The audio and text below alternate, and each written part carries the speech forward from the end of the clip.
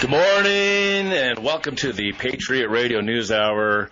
Hey, you're listening to the Gold and Silver Show that's been on the air, getting closer and closer to 30 years. I've been a part of the Patriot Trading Group since 2018. Joe came on the air and was asking for partners, and I am one of the guys. I think he had a little more than about 2 dozen guys that took him up on his offer to buy in, and I was one of the guys chosen, and I've been on the radio ever since. I had no desire to be a radio guy, but part of the Patriot Trading Group running the Colorado office was in Colorado they had the Patriot Radio News Hour in the morning, and then there was the replay that came on at, I think, essentially at 3 o'clock, and Joe's like, look, if I'm going to do Colorado, I want new, I got the hour, I want some new content, I want new blood, new ideas, and I ended up, even though I didn't really I didn't have any interest in being on the radio in particular, I knew, well, this is part of the job. He said, well, we don't necessarily, he told me, he's like, I don't necessarily need the partners to have to be on the radio, but it would be good if you could do the radio, and then I understand what that meant. If I'm going to be successful in what I'm doing, I got to get on the radio and do the Colorado show. And so now here I am, 6.5 years later, been doing radio. I ended up having to do multitudes of shows. I ended up being taxed with the job of rebuilding the radio station. Joe bought it. Joe paid for it, and the majority of the work to build it back up was all on my shoulders. At one point in time, I was the only guy in the radio station. I was the manager. I took the phone calls. I took the trash out. I was the board operator. I did the radio show. I was helping with putting the new servers when Joe decided he was going to buy the radio station, and all the build-up. Of course, I didn't do all the work. We have an engineer that would put in the equipment, and then slowly but surely people volunteered. But all in all, I knew that I wanted to be a part of selling gold and silver on a larger scale. I knew the next false flag situation was going to happen. The next and when I was saying on the air in 2018, 2019, the next 9/11, forced emergency was going to happen, and gold and silver are a flight to safety. And I can't control the things that happen in the world, but I can see what's happening and try to help people as best I can, and I got to help my family. I got to be on stable footing myself before I can help anybody else. If you're in a horrible situation, you're not much use for giving out advice to others. But joining up with the gold company, I started selling gold and silver. It was kind of slow going in 2018, 2019, and then the repo market, the after hours. Settling of debts between banks, something was going wrong. Suddenly somebody was charging 10% overnight rates for the overnight loans. Banks were looking shaky, and Joe and I knew it was coming. And it ended up being COVID. And gold shot up, and people were freaked out, and he ended up with the 2020 election and all the stuff that happened. And the next year was the January 6th. We had so many people buying gold and silver because of what was happening with the election, and then January 6th, and the Democrats, Republicans trying to figure out who's actually going to be president. People were freaked out. 1 year later, as I was talking about 222, that's a mysterious number that's been in my life personally, as we're headed for 2022. I had some fun with it. I don't know what was going to happen. It was a number my wife and I liked, and it's something that we got married on 2/22 of 2002. That's when we got the paperwork done. We actually celebrate our wedding anniversary, which is June 30th now. We don't celebrate our going to the courthouse and signing papers, which I don't think that's marriage anymore. But this 222 thing happened. Here comes 2022. We were selling Fake News Friday coins, and with 222, limited to 222, and what happens essentially on that date? Russia moves into Ukraine, and then people freaked out again. People started buying more gold and silver. Why do I bring up all of these mini emergencies, maximum emergency when you talk COVID? I bring it up because you can buy gold and silver before it happens. I am floored with the amount of gold and silver we sold in those years. I knew that we were going to do large business, but Colorado was cooking. Arizona always sells more gold and silver. It's just more established there. But we were turning and burning, and here we are, 2023 and 2024. We have record high gold prices, even though gold's way down today. Gold's way down, silver's way down. It's a great time to buy.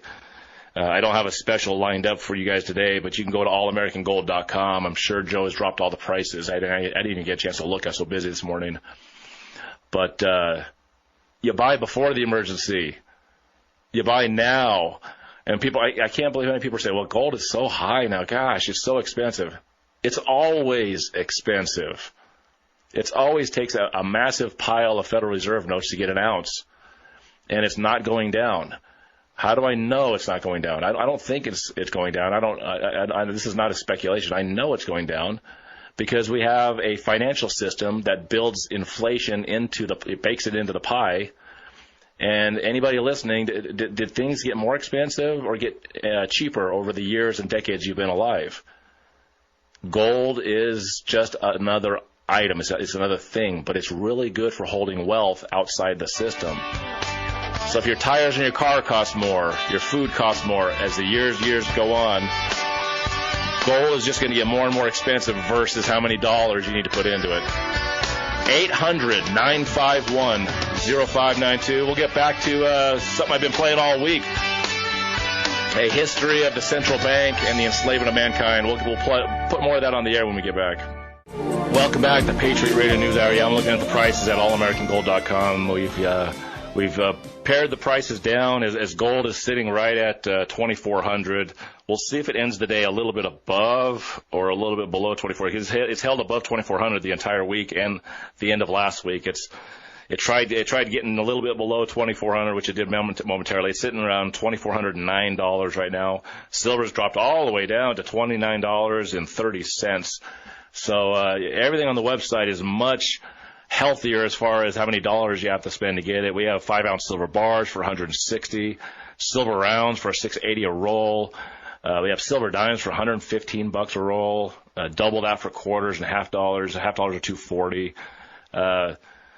Silver Eagles, I had a special price going all week, and then suddenly silver dropped the last 2 days. So Silver Eagle rolls are now $745.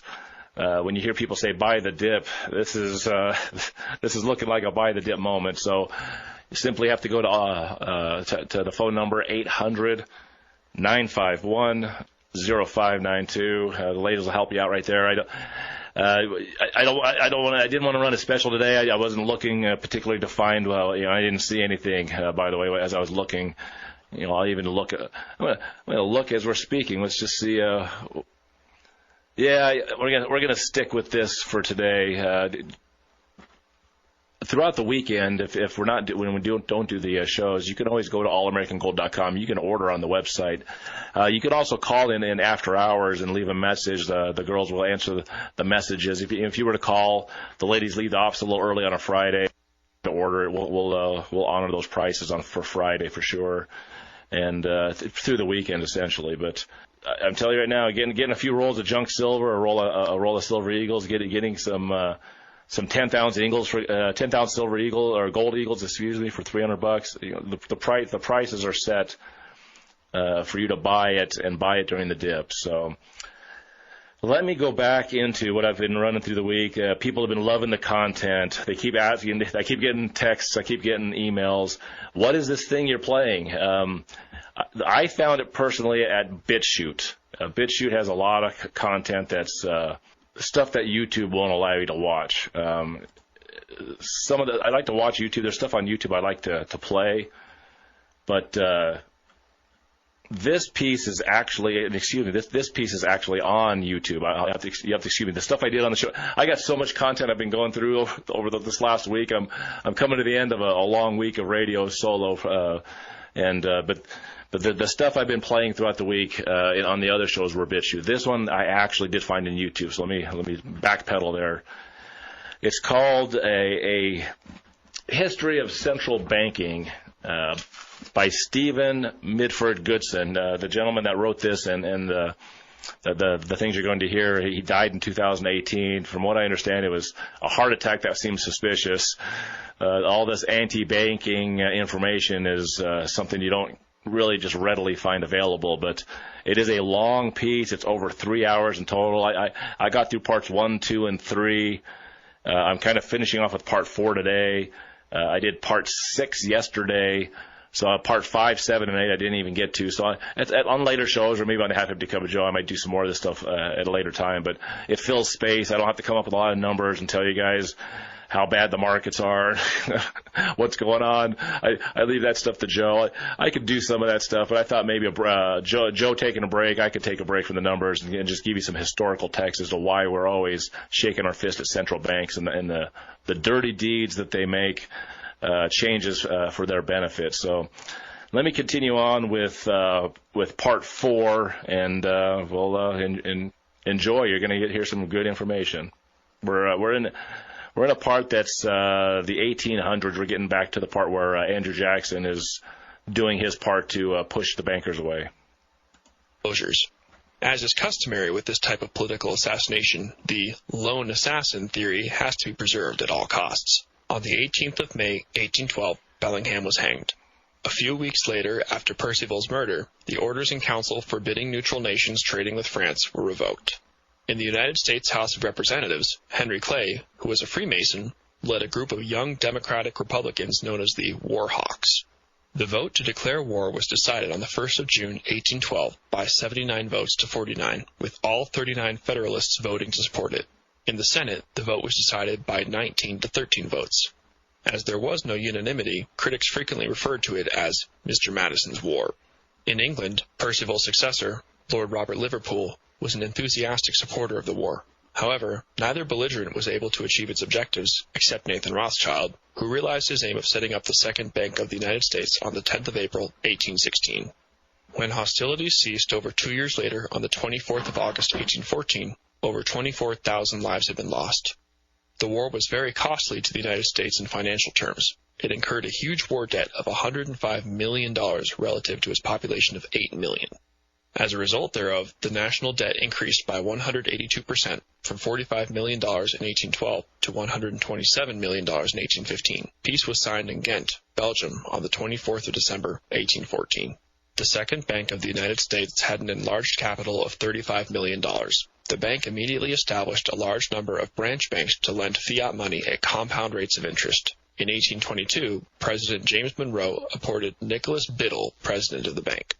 Biddle had first made contact with the Rothschilds while on government business in Paris in 1804, while acting as secretary to United States Minister to France, John Armstrong. As president of the bank, he acted as point man to James de Rothschild, who was the bank's principal investor. The artificially induced recession of 1819 to 1821, which was very profitable for the bankers who were able to buy up assets at depressed prices, convinced the leader of the Democrats, Andrew Jackson, that the only way to terminate these abuses was to close down the central bank. In his re-election campaign in 1832, he declared that the monster must perish, and his chief slogan was, "Vote Andrew Jackson, no bank." He stated that if Congress has the right under the Constitution to issue paper money, it was given to them to be used by themselves, not to be delegated to individuals or corporations. He also said that if the American people only understood the rank injustice of our banking and money system, there would be a revolution before morning. Notwithstanding a failed assassination attempt on the 30th of January, 1835, by a presumed Rothschild agent, Richard Lawrence, when the 20-year charter of the Second Bank of the United States came up for renewal in 1836, Jackson collapsed the bank by withdrawing all government deposits. He promptly repaid the national debt in its entirety, leaving a surplus of $50 million in the Treasury. The central bank was replaced by an independent Treasury system based on redeemable paper and specie. During President John Tyler's term of office, 1841 to 1845, 2 attempts were made by Congress under the sponsorship of the former Speaker of the House of Representatives, Henry Clay, to renew the charter of the Bank of the United States. Clay, who had in 1820 become Grand Master of the Kentucky Lodge, was another agent deemed to be under the influence of the Rothschilds. Tyler vetoed both of these bills and was subsequently inundated with hundreds of letters threatening him with assassination. For the next 77 years, the United States developed without the need of a central bank. Its means of exchange were funded primarily by debt and interest-free Treasury greenback dollar bills, first issued by President Abraham Lincoln in 1862 in order to finance his military expenditure during the Civil War, and gold and silver coins. Up to 1873, gold and silver could be coined at any U.S. mint free of charge. After having rejected offers by private bankers to lend money to the United States government at interest rates varying between 24% and 36% per annum, Lincoln had, on the advice of his friend Colonel Dick Taylor, issued $347 million of currency at no cost to the American people except for the expense of printing and distribution. Lincoln's defiance of Lionel Rothschild and his uncle James resulted in his assassination on the night of the 15th of April, 1865, by John Wilkes Booth, real name Botha, at the behest of the Rothschilds' local agent named Rothberg. The American Civil War, 1861 to 1865, left the U.S. government with a war debt of $5 billion. As a result of inflation, these bonds had declined in value to $2.5 billion. Large quantities of these bonds were bought up by Rothschild's agent August Belmont in the hope of realizing them at their face value in gold. In the 1868 presidential election, the Democratic Party candidate George H. Pendleton pledged payment only in paper. He was soon replaced by Horatio Seymour on the initiative of Belmont, who had assumed chairmanship of the Democratic National Committee in 1860. Seymour promised payment in specie. However, when the convention passed a resolution in favor of paper, Belmont was forced to switch sides and thereafter secretly supported the Republican candidate, General Ulysses S. Grant, and used his part ownership of the New York World newspaper in order to denigrate and undermine the chances of Seymour. Grant won, and, on assuming office in 1869, he promptly introduced the Public Credit Act, which paid out the face value on the $5 billion worth of bonds in gold. This resulted in the Rothschilds and their associates making a 100% profit. The silver exchange was abolished and replaced by a gold standard by means of an act revising and amending the laws relative to the mints, assay offices, and the coinage of the United States.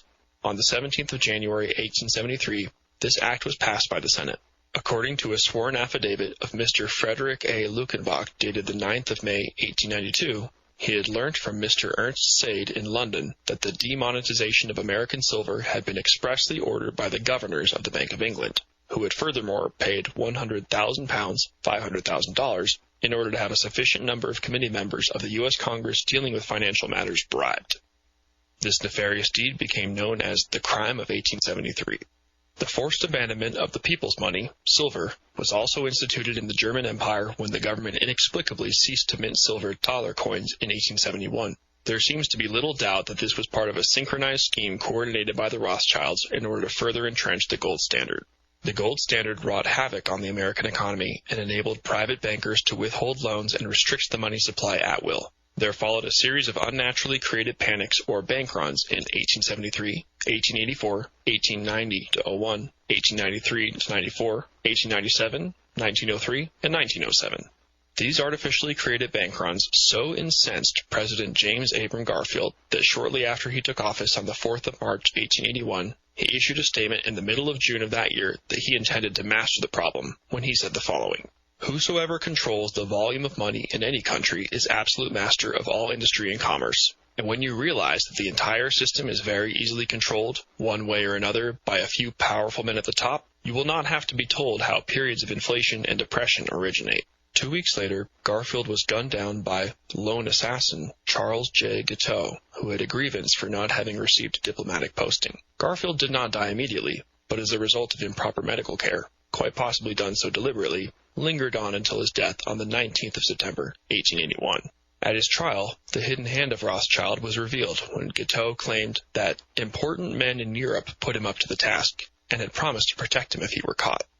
The 1907 panic had the worst effects. In early 1907, Jacob Schiff, CEO of Kuhn Loeb & Company, worried that unless we have a central bank with adequate control of credit resources, this country is going to undergo the most severe and far-reaching money panic in history.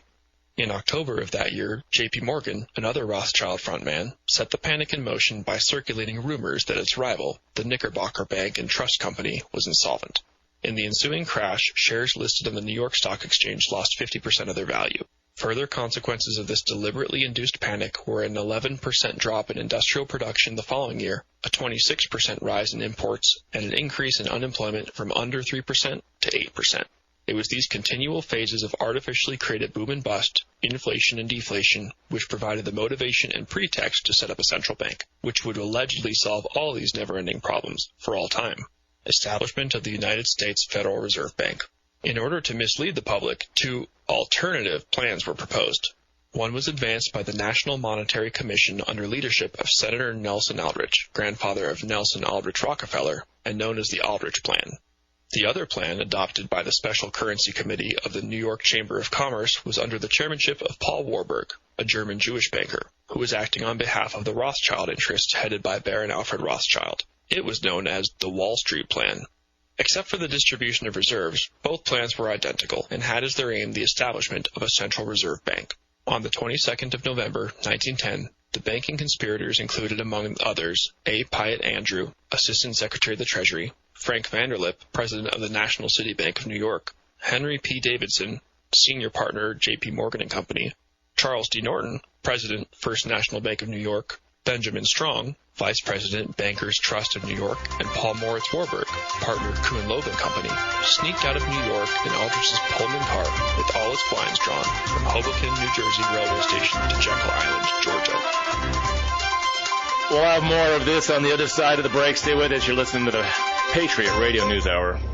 Welcome back, Patriot Radio News Hour. I'm going to go right back, right at the part where, hey, here's the Jekyll Island meeting. We got to have our secret meeting and force America once and for all to get this central bank and move it into the world system, because we got some world wars planned to bring the whole world into this thing. We need to get this thing done. So, well, here we go. 22nd of November, 1910, the banking conspirators included among others A. Piatt Andrew, Assistant Secretary of the Treasury, Frank Vanderlip, President of the National City Bank of New York, Henry P. Davidson, Senior Partner, J.P. Morgan and Company, Charles D. Norton, President, First National Bank of New York, Benjamin Strong, Vice President, Bankers Trust of New York, and Paul Moritz Warburg, partner, Kuhn Loeb and Company, sneaked out of New York in Aldrich's Pullman car with all its blinds drawn from Hoboken, New Jersey railway station to Jekyll Island, Georgia.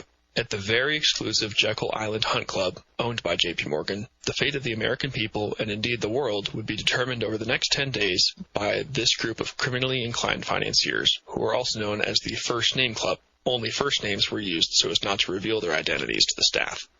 The bill to establish the United States Federal Reserve Bank was vehemently opposed by Congressman Charles August Lindbergh, who said that this act establishes the most gigantic trust on earth, such as the Sherman Antitrust Act would dissolve if Congress did not by this act expressly create what by that act it prohibited. When the President signs this act, the invisible government by the money power, proven to exist by the Pujo Money Trust investigation, will be legalized. The greatest crime of Congress is its currency system. The schemiest legislative crime of all ages is perpetuated by this new banking and currency bill.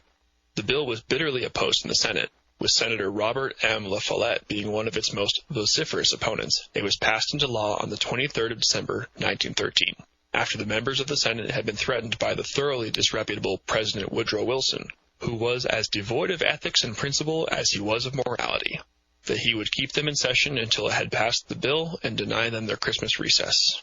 Only a minority of 43 senators supported the bill, with 25 voting against it, 27 refusing to vote, and 5 members absent. The promoters of the bill promised that the United States dollar would become a stable currency and that business cycles and recessions would become a thing of the past. In the event since the inception of the U.S. Federal Reserve Bank in 1914, the U.S. dollar has lost 97% of its purchasing power, and there have been 19 recessions, the Great Depression of the 1930s, and the current Great Recession, which started in 2008, and notwithstanding mainstream media propaganda to the contrary, appears to have all the symptoms of a depression. Since 1910, the national debt has increased from $2.65 billion to $20 trillion in March 2017, while unfunded liabilities such as Social Security, Medicare, and benefits for military veterans exceed $240 trillion. The United States Federal Reserve Bank, instead of functioning as the people's banker of the bankers, has operated solely as a private bank for the benefit of private bankers. It comes as no surprise that in its 104 years of existence, its accounts have never been submitted to public audit. The following are the bank's principal shareholders: Rothschild Banks of London and Berlin, Lazard Brothers Banks of Paris, Israel Moses Seif Banks of Italy, Warburg Bank of Hamburg and Amsterdam, Shearson American Express, Goldman Sachs of New York, J.P. Morgan Chase Bank. The State Bank of the Russian Empire. Meanwhile, across the Atlantic, a different system of finance, viz. State banking, had been adopted. From September 1814 to June 1815, the Congress of Vienna was held in order to settle the issues arising from the French Revolutionary Wars, the Napoleonic Wars, and the dissolution of the Holy Roman Empire. Behind the scenes, Nathan Mayer Rothschild proposed the formation of a new world order concentrated around central banking. All the major powers, with the exception of Russia, were indebted to the Rothschild banks. Tsar Alexander I, 1801 to 1825, refused to comply with Rothschild's devious scheme and derailed it. Instead, he established the Holy Alliance between Austria, Prussia, and Russia, which was signed on the 26th of September 1815 by Emperor Francis I of Austria, King Friedrich Wilhelm III of Prussia, and Tsar Alexander. He also rejected Rothschild's offer to set up a central bank in Russia. Whether it was because he distrusted the shady banker or was aware of the perils of central banking is not known, but he wisely declined. However, his prudent behavior incurred the vindictive and unrelenting wrath of the Rothschilds, who, according to Major General Count Sheriff-Spiridovich, were responsible for the assassination of the last 5 czars and would seek and obtain their Talmudic vengeance in spectacular fashion 102 years later. On the 12th of June, 1860, the State Bank of the Russian Empire was founded with the aim of boosting trade turnovers and the strengthening of the monetary system. Up to 1894, it was an auxiliary institution under the direct control of the Ministry of Finance. In that year, it was transformed into being the banker of the bankers and operated as an instrument of government's policy. It minted and printed the nation's coins and notes, regulated the money supply, and through commercial banks, provided industry and commerce with low interest rate loans. Its vast gold reserves, the largest in the world, exceeded the banknote issue by more than 100%, except for the year 1906. By 1914, it had become one of the most influential lending institutions in Europe. Not unexpectedly, Russia had the smallest national debt in the world. The following table reflects the number of rubles of debt per inhabitant. France, 288. Great Britain, 169.8. Germany, 135.6. Russia, 58.7. By 1914, 83% of the interest and amortization of the national debt, of which less than 2% was held abroad, was funded by the profits of the Russian state railways. In 1916, the total length of the main lines was 100,817 verst, or kilometers. Russian commercial and canal tonnage of 11,130,000 in 1910 exceeded British merchant tonnage of 10,750,000. In 1861, Tsar Alexander II, 1855 to 1881, abolished serfdom, which at that time affected 30% of the population. By 1914, very little land remained in the possession of the Russian estate owners, who were mainly the nobility. 80% of the arable land was in the hands of the peasants, which had been ceded to them for a very small sum. This land was held in trust by the village commune, or mir. However, after the passing of the Stolypin Act in 1906, peasants could obtain individual title with hereditary rights. By 1913, 2 million families had availed themselves of this opportunity to acquire what became known as Stolypin farms. Nearly 19 million acres, 7,689,027 hectares, were allotted to these individual peasant proprietors by the land committees. The Peasants' State Bank, which was described at that time as the greatest and most socially beneficent institution of land credit in the world, granted loans at a low rate of interest, which was in effect a handling charge. Between 1901 and 1912, these loans increased from 222 million rubles to 1.168 billion rubles. Agricultural production soared so that, by 1913, Russia had become the world's breadbasket, as the following table reveals. Russia provided 42.3% of the world's barley, 30.3% of the world's oats, 67% of the world's rye, and 31.2% of the world's wheat. Russian agricultural production of cereals exceeded the combined production of Argentina, Canada, and the United States by 25%. In 1913, Russia had 37.5 million horses, more than half of all those in the world. She also produced 80% of the world's flax and provided more than 50% of the world's egg imports. Mining and industrial output also expanded by huge margins. Between 1885 and 1913, coal production increased from 259.6 million poods to 2,159.8 million poods. Cast iron production rose from 25 million poods in 1890 to 1,300. So interesting. All week long, all you hear is that countries and leaders go away from central banking, and production and happiness abounds. And when the central bank shows up, misery and destitute. Over and over and over again. We'll be right back. Stay with us. 800-951-0592. Gold is holding above 2,400. We'll see what happens on Monday. I think it probably rebounds back up. It held 2,300 for quite a long time and just stayed in that area. It sprung up past $2,400 last Thursday, and it's been staying above it. So this is some downward pressure, some sell-off. We'll see if it holds this level. Silver just being at over $31 an ounce just a couple of days ago, all the way down to $29.21 at the moment. All the prices have been adjusted down, dimes, quarters, half dollars, silver eagles. We even have 5-ounce silver bars on the website. If you've never been to the website, if you're just a radio listener, you should check it out at allamericangold.com. Let's continue on. This is once again I'm getting a lot of people feeding back, wanting to know what this piece is that I've been playing all the week. It's a history of central banking and the enslavement of mankind by Stephen Midford Goodson. If you type that into even a YouTube search, it's there at YouTube. I don't know for how long. You might be able to find it at BitChute and Rumble as well. Where we're doing part 4. We did parts 1, 2, 3, and 6. Part 4 is a long one. We'll get most of that done today. But there's still parts 5, part 7, and part 8. And then, of course, the last 2 parts talk about what's going on modern day. So it's an interesting piece if you really want to know who they are doing this. The deep state, all that stuff you hear. The main names throughout history are in this piece all the way to the end, and it's good information to know how to why I sell gold and silver is because of the nonsense of central bankers. If you don't own it, or if you don't hold it, you don't own it. You've been hearing Joe say that a lot. That's Lynette Zhang. You don't hold it, you don't own it. You should have, and I don't care what percentage you want to put in to your portfolio. I suggest a very high percentage of, if you don't hold it, you don't own it. You better hold a lot of this stuff if you're trying to isolate and insulate yourself from the things that are getting ready to happen in this country and throughout the world. So let's listen to more of what happened to the world when it comes to these central bankers. 378 million poods in 1913, and petroleum production rose from 491.2 million poods in 1906 to 602.1 million poods in 1916. From 1870 to 1914, industrial output grew by 1% per annum in Great Britain, 2.75% per annum in the United States, and 3.5% per annum in Russia.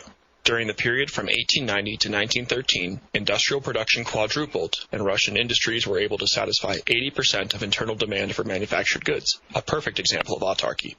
Throughout the last 20 years of peacetime imperial rule, 1895 to 1914, the increase in gross domestic product averaged 10% per annum. With the Russian state bank creating the people's money out of nothing at almost zero interest, as opposed to the rest of the world where central banks allowed parasitic private banks to create their nation's money supply at usurious rates of interest, it comes as no surprise to find that in 1912, Russia had the lowest levels of taxation in the world. These very low rates of taxation also attest to the efficiency of the Russian government. Furthermore, throughout this period of state banking, there was no inflation and no unemployment. Between 1897 and 1913, state receipts rose from 1.4 million gold rubles to 3.471 million gold rubles. By 1914, the surplus on the budget account was 512 million gold rubles, and there was no increase in taxation.